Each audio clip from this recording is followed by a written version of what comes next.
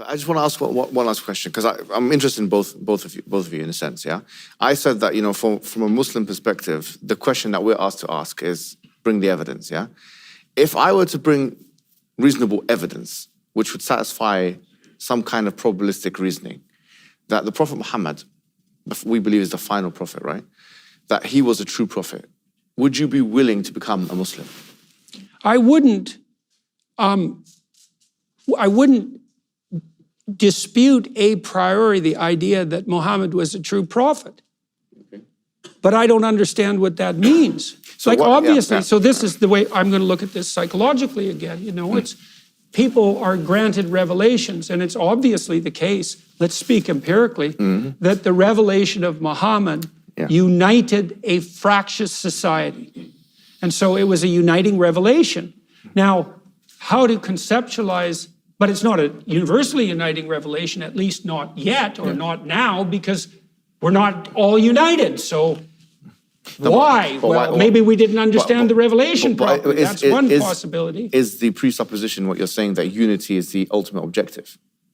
Well, not exactly, because then you have the problem of uniformity that you pointed out. Even the idea of unity itself. I mean, is there Well, we talked about, okay. So unity is a great, just to be clear, I believe that unity is a great objective, but I don't think it's the all-defining one. For example, if there is an injustice that is so great that disunity is more appropriate, then I can imagine situations where disunity is probably better than unity. Right. I'm sure you can as well. For example, like in the Soviet Union. That would be a false unity in some sense, exactly. Right? So that's what we're talking about. Well, that's why you wanted to address the elephant under the carpet right away. Exactly. We can't have a false peace. Exactly. And we can't incorporate things we can't yet incorporate. Yes. The reason why I'm bringing this to your attention is because I feel like it's my duty as a Muslim, especially in the mosque, right, to tell you that as Muslims, we believe that the previous dispensations, as they were, like Christianity and Judaism, they are part of our faith, in a sense. Not in the sense of believing the doctrines and all of that kind of thing. Like, we obviously don't believe in original sin or the resurrection, the crucifixion, all this kind of thing. We don't believe in any of that. Or the Trinity, of course. But in the sense that we do believe in Jesus Christ, we believe in all of the Old Testament prophets, most of them, if not all of them, Abraham, Moses, Jesus, and so on. And we believe that each prophet was sent with two things: the message, which is to believe in worship in one God, and some kind of evidence to indicate their truthfulness. So with, for example, Moses and Jesus, we know what their miracles are, splitting the sea, and we believe that actually happened historically, right? We have no qualms with that. We don't have this kind of materialistic viewpoint on the issue. With Muhammad sallallahu alaihi wasallam, we believe that because he was sent to all of humanity, he had to have an evidence base that would satisfy not just the eyes. In other words, it wouldn't be just something that could be witnessed.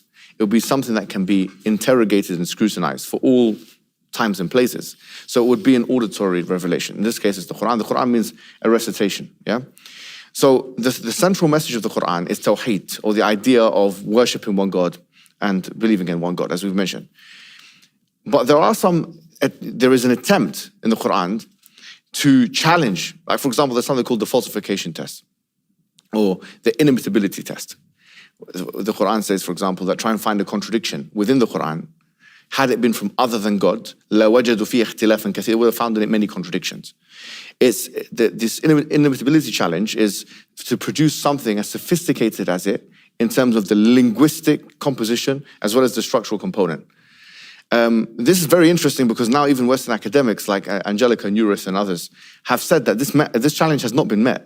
It's a German Orientalist. She's recently said this. So this is another thing. And then you have a range of prophecies, for example. Like if you look at Deuteronomy chapter 18, verse 21, it's mentioned in the Bible that one of the hallmarks of a true prophet is that, or a false prophet, is that when they talk about the future, that it will be false. But the Quran makes very specific prophecies about the future. For example, in chapter 30, verse 2 to 4, it says, غُلِبَتِ الرُّومُ فِي أَدْنَى الْأَرْضِ وَهُمْ مِنْ بَعْدِ غَلَبِهِمْ سَيَغْلِبُونَ.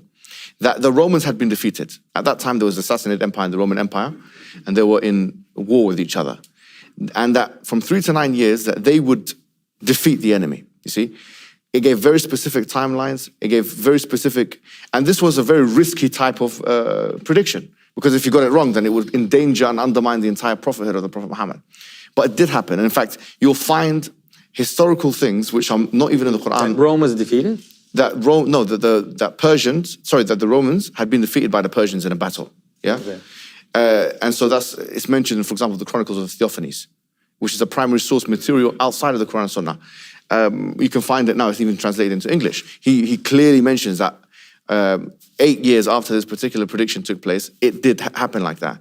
So we have a range of predictions, even that relate to the current day. The Prophet said that the barefooted Arab, they will be competing for the highest building. That sexually transmitted diseases would be proliferated as a result of people having intercourse outside of marriage, and that this would be something that would be diseases that had never been there in the past. The interest-based economy that we live in is mentioned by the Prophet Muhammad. I said in the future, interest will be everywhere. Whoever does not consume it, he will not be able to evade its dust. So this is another thing. So for example, you've got a range of prophecies where Islam will spread country by country. Where, this is mentioned. He's going to go, there's a hadith that says, Zuwiya li al-ard, that the earth has been expanded for me. فَرَأَيْتُ مَشَارِقَهَا وَمَغَارِبَهَا. I saw its west points and east points. وَإِنَّ أُمَّتِي سَيَبْلُغُ مُلْكُهَا.